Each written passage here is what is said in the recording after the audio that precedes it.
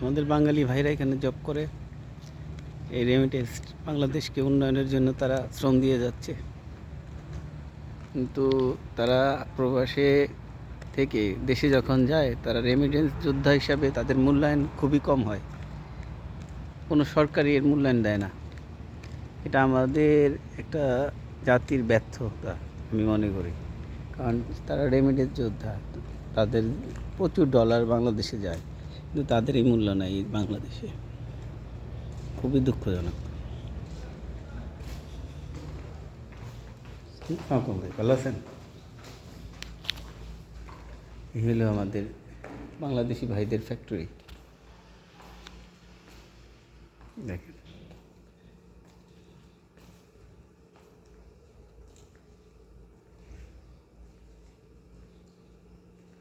Security গার্ডের office, coffee, পানি সবই আছে এখানে।